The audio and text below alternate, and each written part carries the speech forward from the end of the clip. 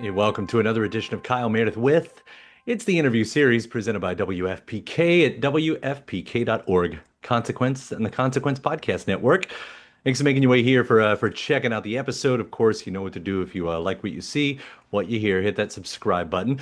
I put out new interviews just like this one every single week, so it's a great way to keep up with all of your favorite artists. You can also grab us at anywhere you get your podcast from: Spotify, Apple Podcast, NPR, WFPK.org. Consequence, YouTube for the video versions, or again, anywhere you get your podcast from, you can subscribe to Kyle Meredith with. And please do give the series a rating and leave a review as well. I'm Kyle Meredith. Today, my guest is documentarian Amy Berg. You know Amy from she did the documentaries "Deliver Us from Evil," Phoenix Rising, West of Memphis, and she's back with "It's Never Over," Jeff Buckley. Let's see here. Let's read it. It covers the life of the rising young star with an otherworldly voice and boundary-pushing artistry who left the 90s music world reeling when he died suddenly at age 30 after the release of his critically acclaimed debut album, Grace. Told through never-before-seen footage from Buckley's archive and intimate accounts from his mother, former partners as well, and luminaries like Ben Harper and Amy Mann. It's Never Over. Jeff Buckley illuminates one of modern music's most influential and enigmatic figures. Grace is one of those albums. If you love it, it's one of the most important albums that you've ever heard. I'm so excited to be talking about Grace and that follow-up album that never came out, My Sweetheart the Drunk, that became Sketches for My Sweetheart the Drunk. Of course, we're going to talk all about this documentary, why it took so long to make, and all the background about Jeff and why we love him and all the magic in his music. So let's get into it as we talk about It's Never Over, Jeff Buckley. It's Kyle Meredith with Amy Berg. Okay, let's casual. This documentary, um, my wife and I were watching it together. She was crying before the credits were over. I've had friends talking about that too. Because I've been recommended it to anyone, like that it's coming, that you need to see it when Mhm. it comes out. And I had a friend that say, when Jeff Buckley died, it hit me so hard that I just don't think I'll be able to. And I said, no, no, you're going to cry. That's Mhm. for certain. But my God, what a beautiful, beautiful telling that you've done here. Congratulations. Thank you so much. Yeah, it means a lot to me. The film means so much to me too. So, So Mhm. I know I've read the bio on this. You've been working on it long. You've been trying to work on it for a long time. Mhm. Mhm. Why did it take so long to tell this story? I think it comes down to trust. I've wanted Final Cut, and Mary and I have been discussing it since like 2009, I think. So it's like, and she just feels ready, it's hard to let go of this for her, obviously, because there's only going to be like one time this is going to happen. So I think she felt ready. Yeah, it's still surprising. I mean, yeah, and I know there's personal bits that goes along with that, as Mhm. you're saying, especially Mhm. being mom and she's in here and everything. This story, but I guess that's to me that's almost still surprising, and I'm glad you waited till you did it the way you wanted to do it. Mhm. You know, Mhm. but for this I want to say the character of Jeff Buckley, Mhm. right? Because there is this mythical thing that because it's been so huge and geez, the Right. way the Hallelujah cover took off, especially in the last 20 years, Mhm. like I guess that leads to the next part. Like so you finally get to do it. What's the story do you want to tell? What's the angle, if that's an easy way to ask that? Well, first of all, I heard the voicemail messages many years ago, and I was drawn to those. Just they were so emotional and they made me cry multiple times. So I always wanted to incorporate the mother-son relationship. I'm a mother of a son, and I really can relate to like the challenges that are faced in that situation. And I also, it was like right in the middle of Trump's presidency, and there was like the Women's March conversation was front and center, right when I got the actual rights to the film. And I just remember there's this one interview with a Canadian journalist, um, where Jeff just is speaking the same feminist language that like the women who were running the Women's March were speaking. And it's 1995. And so it's just kind of like he was the original feminist. And I remember as a huge Jeff Buckley fan myself in my 20s, just remember that it was only cool to like Jeff Buckley if you were a girl or if you were gay, basically. So like now all of a sudden there's all these men that are like feeling empowered by the fact that, it's okay to be vulnerable, it's okay to be emotional, it's okay to, be Jeff Buckley. So it just feels like the right way to tell the story. Yeah. So, Yeah, but and to further that, I mean, because the way this story is told, like he's way more defined by the women in his life than the guy, and of course we mean Tim Buckley at this point. Mhm. Of course, yeah. I mean, Right. it's that the narrative of, his father being this very successful kind of cult figure in music and only meeting him once and then having to step into situations like interviews where he was being referred to as Tim Buckley's son when he really didn't feel like Tim Buckley's son. But I think he grappled with that and he ultimately um, felt that the thing he did inherit from his father wasn't that horrible. He was like, I think he finally acknowledged the fact that, coming from he talks about the men in the family and how they all pass this voice down. And so I think he embraced that eventually, but, it was not easy for him for sure. Sure. Yeah, there's a really powerful moment, and I say this having been in a few awkward interview moments in my life where the interview just brings up right away, and man, does he shut it down. I forget what he says, but like the only time I think about him is when you ask me. Totally. Next question. Yeah, yeah. There was this BBC Radio did something many years ago with his one of his managers that wrote a book about him, and they talked about this taxi ride. They were late to an interview in London traffic in a taxi, and he could hear the DJ talking about Tim Buckley's son is on his way over here, and he literally like was so angry by the time he got to the interview. You could tell that he was just so annoyed by this. So, yeah, I can't imagine what it must have been like. It's like Yeah. just like salt on the wound every day. Yeah. And especially, when people don't know the backstory, and I'm not trying to make apologies for the interviewers or anything like that. Sure. Read the room, right? But Right. Hmm. when Yeah. you have legacy acts and everything and how it must feel, I guess. Yeah. And it's kind of crazy to consider Jeff a Nepo baby, like in that way, because he's like, he didn't get those benefits, he didn't really get those benefits. Yeah. You say in your write-up that Jeff's main challenge in life was his gift, though. I mean, it wasn't Tim wasn't the main challenge, I guess is what I'm getting at. Like it was his Yeah. gift.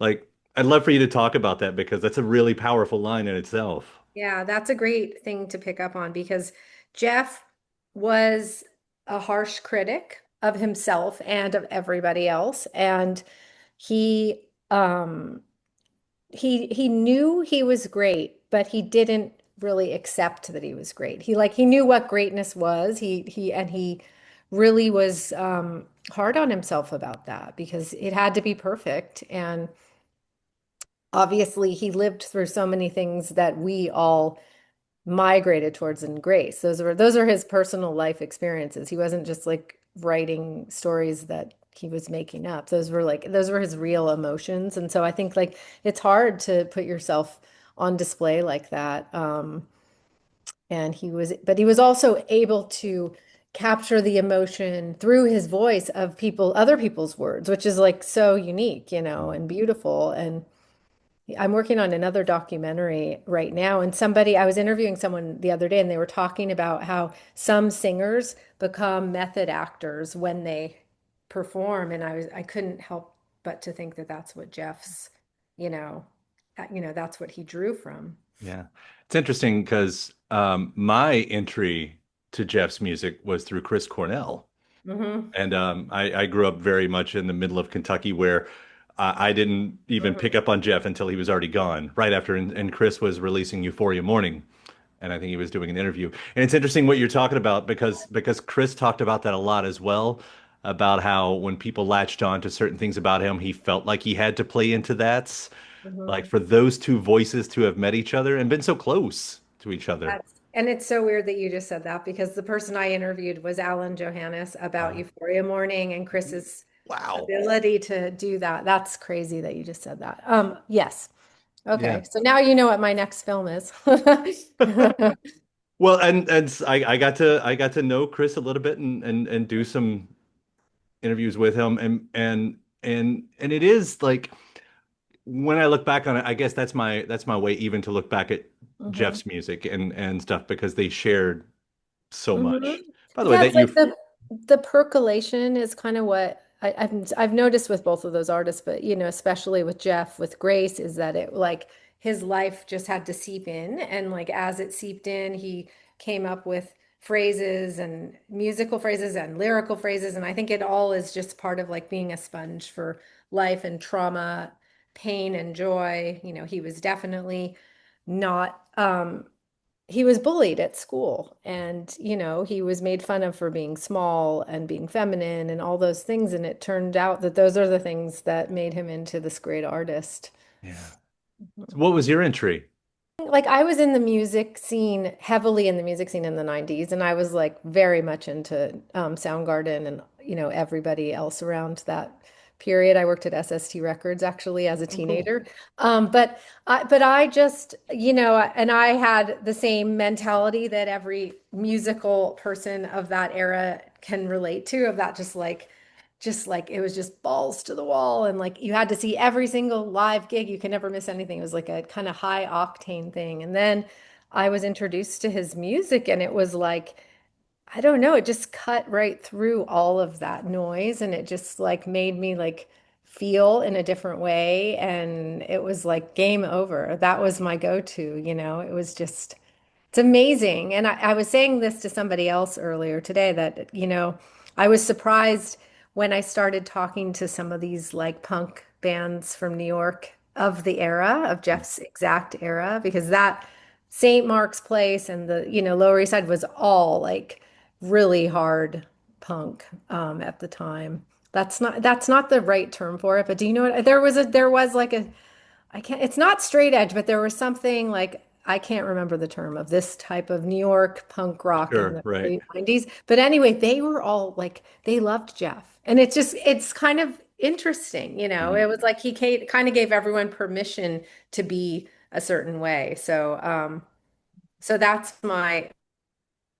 and I similarly, I didn't expect Jeff to die so young, obviously, and I had my son in 1997 in the end of January, and I remember when Jeff went missing. It was like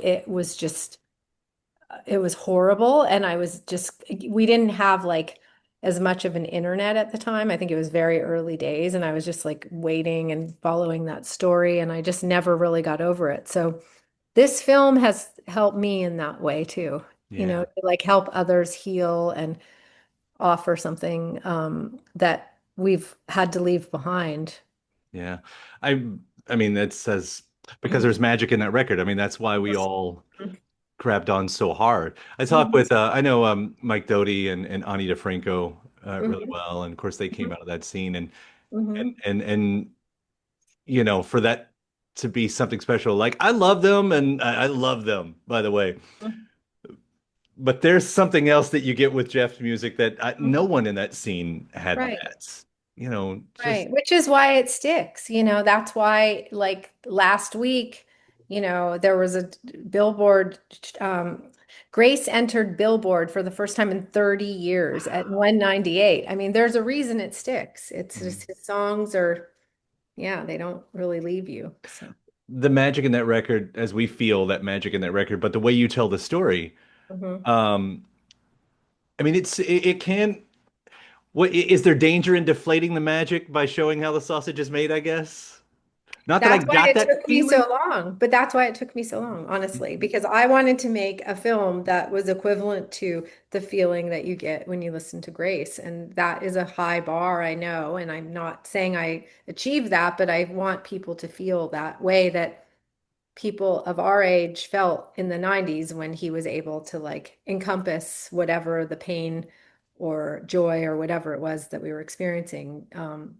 So I wanted to do that with the film, and it took a long time, and it took a lot of editing and a few editors, and it was like peeling the layers out and massaging and then sitting, you know, out of the edit for a couple months, waiting to see like how things could. The production went down. You know, we would go down and come back up. We needed time to like digest it, and my producers were so amazing to allow that process to happen in that way. So, Yeah. And to still allow that magic to be there. Like I almost thought at one point, like it's almost unfair to think of him as supernatural because he mhm, worked so hard at those totally. songs. Totally. And you like to think like you'll know when you're done.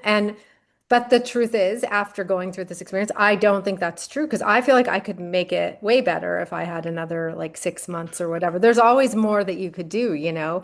But depth is like that, you know. Yeah.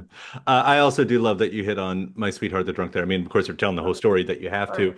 I did have I've had Dave Laurie on here before and I remember him telling me he never thought that should have been released and I couldn't disagree more because I'm Mm-hmm. like even as fragmented and maybe demo-ish as it was at the state, even that is still a magical record. Even Right. that is still an amazing, you know. Totally. And good for you for saying that because I didn't get it until I got into Jeff's whole, you know, aura. And I think that you have to understand where he was at to understand the music a little bit better. And I think that's what happened as I was making it. I kind of felt like I could understand and love that record much more, you know? Yeah. Yeah, some of those moments, Witch's Rave, Hmm. I mean, it's everybody here wants it, of course, all that stuff. I was trying to remember, wasn't there a moment, because it's now been a couple weeks since I watched the documentary, but I was thinking about Witch's Rave because he had a dream about the devil. Was that it? Yeah. Yes. Yeah. What was the story Like on he that? was being visited by the devil, and like he had a dream also that he had a brain tumor around that time. So and you know when we were on shooting in his area on his street, people would talk about like the ghost stories on that block, and just there's a lot of you know Memphis lore that was seeping into that album, which I think is what makes it cool and moody and dark, and it's what he was into at the time. So you know. Yeah. Um, is there bonus footage? Maybe there is. Maybe. Yeah, I think so. I think you'll be hearing about that soon. Okay, I want Yeah. to. Well, and of course, you know, Mhm. there's the other part of the story is I think you'd said, you know, Jeff's mom originally wanted this to be a biopic, wanted this to be a movie, and that wasn't the way to Mm. go. And now that you've told this story, like, do you think there is a biopic that can be done out there? I think so. I mean, the reaction we're getting already before even releasing the film, I think people want more and more. So, you know, who knows? Who knows? It's hard. It was hard for me to imagine who would play Jeff, but there are some people that, you know, that she's been talking to. Who knows? It's possible. Yeah, I mean, again, we always say that, right? That's big shoes to fill. You know, Hmm. I think Timothy did a Timothy. fantastic job as Dylan. I think that was great. Totally. And I haven't seen Jeremy do Springsteen yet, but the preview looks pretty good. Like, Yeah, yeah, okay, it can yeah. be done. Those are two amazing actors. Yeah. Yeah, we'll see. You never somebody, yeah, you never know.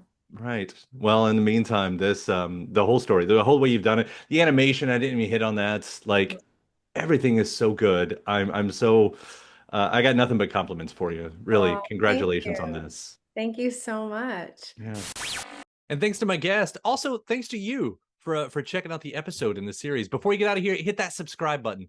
Again, you get 3 brand new interviews every single week, new one every Monday, Wednesday, and Friday at right here on YouTube, or of course anywhere in podcast land, including iTunes, Apple Podcasts, Spotify, Podchaser, NPR, or WFPK.org as well. A great way to keep up with your favorite artists and discover new ones as well. Then after that, actually head over to WFPK.org. That's where I do a show Monday through Friday, 6 p.m. Eastern.